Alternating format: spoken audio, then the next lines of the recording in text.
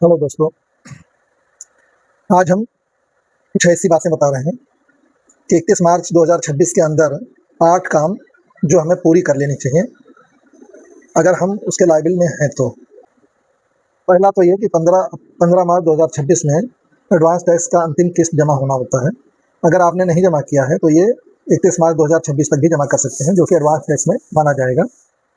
अगर आपका income tax calculate होता है 10,000 से ऊपर, तो आपके लिए ज़रूरी है कि आगे भविष्य में जब आप इनकम टैक्स रिटर्न भर रहे होंगे तो इनकम टैक्स के साथ भारी भरकम ब्याज ना भरना पड़े। इसके लिए एडवांस टैक्स जमा किया जाता है। एडवांस टैक्स का जो 4 तारीख है, वो चारों तारीख हम यहाँ डिस्प्ले में दे रहे हैं। कितना % जमा होना है वो आप देख सकते हैं। इसके अलावा दूसरे नंबर पर होता है कि अगर आप रेगुलर स्कीम में हैं, जीएसटी में रेगुलर स्कीम में हैं, और अगर आपको लगता है कि कंपोजिशन स्कीम बेहतर है आपके लिए, तो 31 मार्च के पहले कंपोजिशन स्कीम में स्विच करना होता है।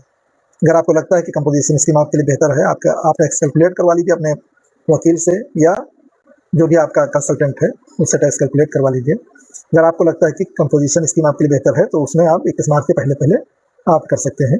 तीसरे नंबर पर होता है एलयूटी फाइलिंग। एक्सपोर्टर्स जो होते हैं उनको एक एलयूटी फाइल करना होता है। अगर वो चाहते हैं कि बिना टैक्स दिए एक्सपोर्ट का काम कर सकते हैं, तो एलयूटी एक फाइल होता है, उसको कर सकते हैं। चौथे नंबर पर आपको बताएंगे कि एनुअल टर्नओवर कैलकुलेट कर लें। अगर आप व्यापार कर रहे हैं तो साल भर में आपका टर्नओवर कितना बन रहा है, तो उससे पता ये चलेगा कि अगर आप जीएसटी में रजिस्टर्ड नहीं हैं तो जीएसटी रजिस्ट्रेशन कराने लायक आपका टर्नओवर हुआ या नहीं हुआ। अगर हो गया है तो 1 अप्रैल से पहले पहले जीएसटी का रजिस्ट्रेशन फाइल करवा दें।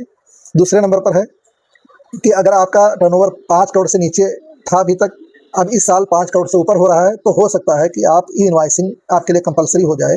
वो 1 अप्रैल के बाद आप चेक कर सकते हैं अपनी साइट पर जाकर, ई इनवॉइस की साइट पर जाकर। अगर आपका 5 करोड़ से ऊपर टर्नओवर है तो कंपलसरी हो सकता है ई इनवॉइसिंग, वो ज़रूर चेक कर लें।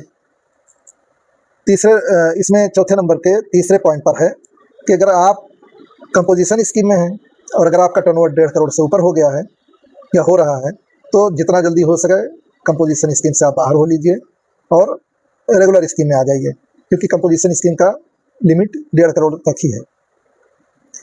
5वें नंबर पर होता है कि अपने बही खाते का मिलान जीएसटीआर 1 जो आपने पूरे साल में फाइल किया है, जीएसटीआर 1, जीएसटीआर 2B और जीएसटीआर 3B, ये तीनों अलग अलग मिलान कर लें अपने बही खाते से। अगर कोई अंतर है तो उसका सुधार कर लें और मार्च के रिटर्न में ही ये सुधार डाल दें, ताकि आगे ऑडिट कराने में या फाइनल रिटर्न फाइल करने में कोई कन्फ्यूज़न ना क्रिएट हो।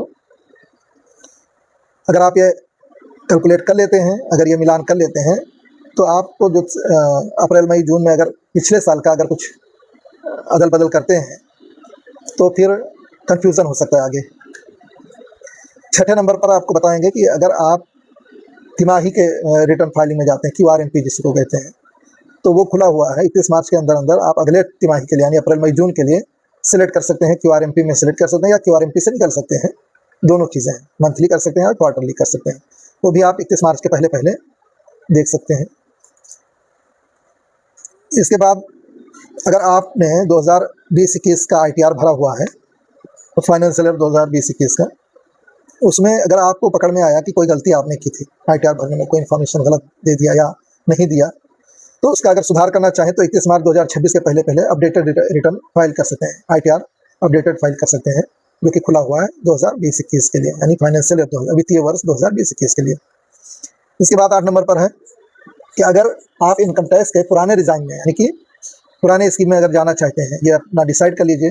अगर आप पुराने रिजीम में जाना चाहते हैं तो जितने चैप्टर 4A के डिडक्शन हैं, यानी कि इनकम डिडक्शन के लिए जो चैप्टर 4A यानी कि ATC, ATB, ये सब चीज़ें हैं, उसमें आप जो भी डिपॉजिट करना चाहें, LIC हुआ, PPF हुआ या मेडिकल इंश्योरेंस हुआ, तो सब 31 मार्च के पहले पहले जमा कर दें, ताकि आप पुराने रिजीम में इनकम टैक्स से पुराने रिजीम में क्लेम कर सकें। अगर नए रिजीम में जाना चाहते हैं तो वो आप जमा कीजिए, ना जमा कीजिए, कोई मतलब नहीं है, क्योंकि नए रिजीम में इसका कोई बेनिफिट नहीं मिलता है। धन्यवाद, इतना ही था आज के लिए। आगे फिर मिलेंगे इंशाअल्लाह।